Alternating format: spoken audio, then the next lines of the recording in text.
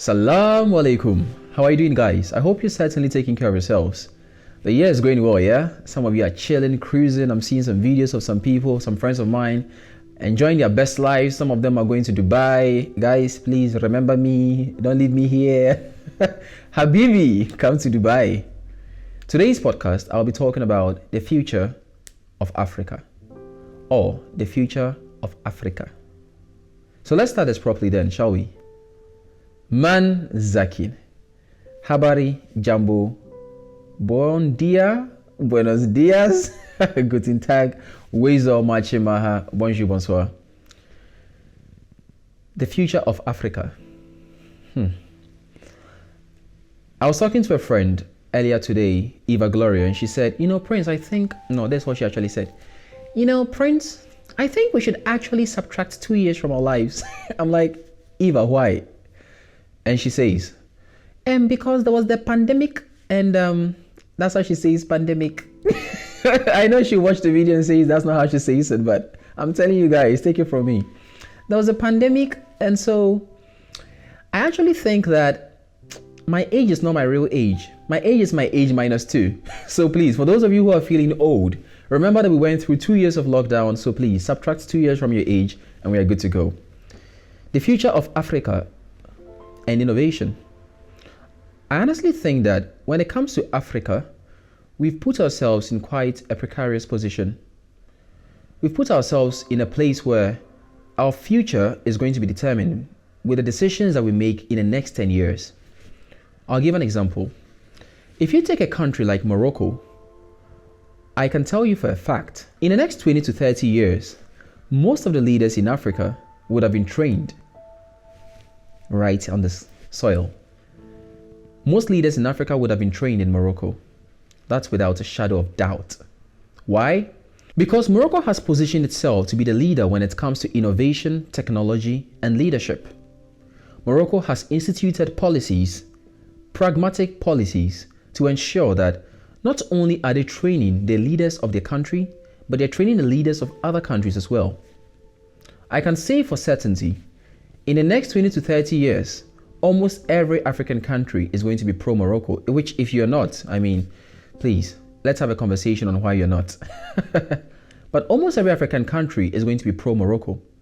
It's strategic, it makes sense, because they understand that the future is going to be determined by the next 5 years, by the next 7 years, and by the next 10 years.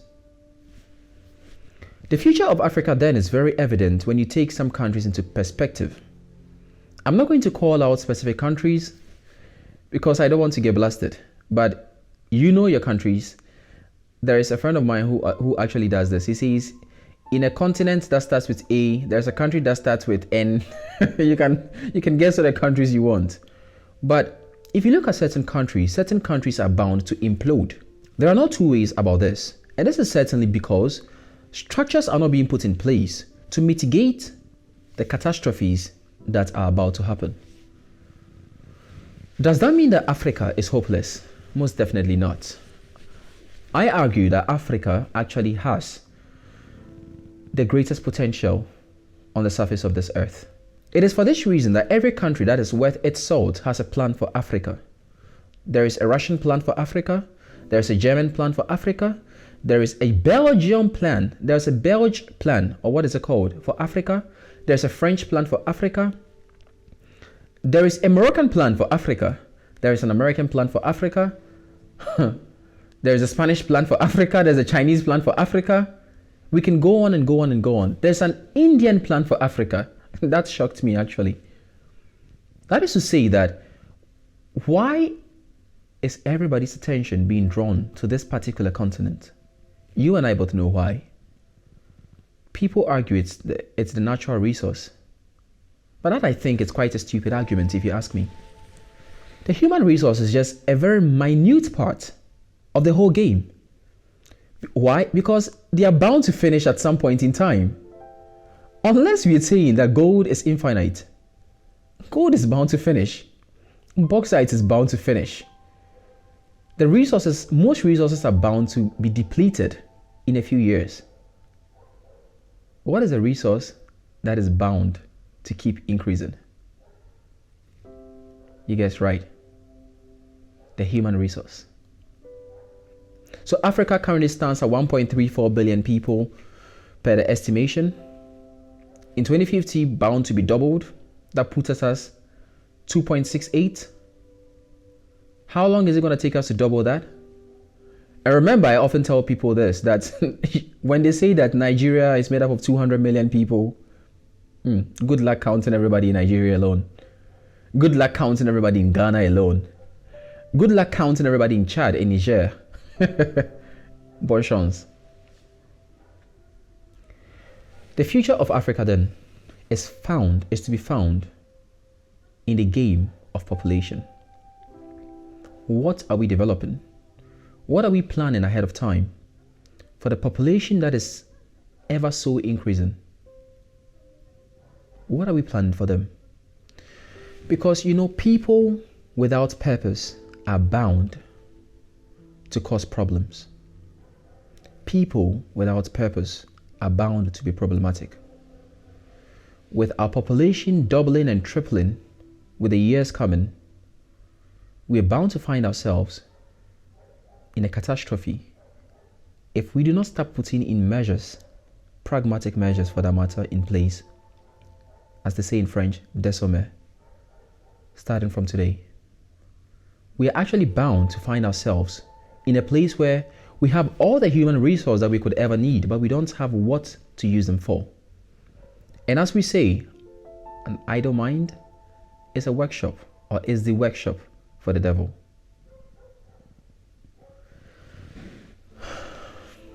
The future of Africa then is in the hands of the leaders of today, and in your hands and my hands. We can actually start putting things in place. Join organizations, join NGOs, join volunteer programs, join leadership programs, join vocational programs. Something that would make you relevant and useful. And most importantly, as Denzel Washington puts it, each one teach one. If I should share my thoughts with you and you share your thoughts with someone else in a civilized and respectable manner, then I'm really sure that the future of Africa would be glorious.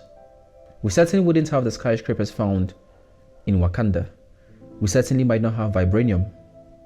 We certainly might not have all the magnificent aircraft and warcraft that they have.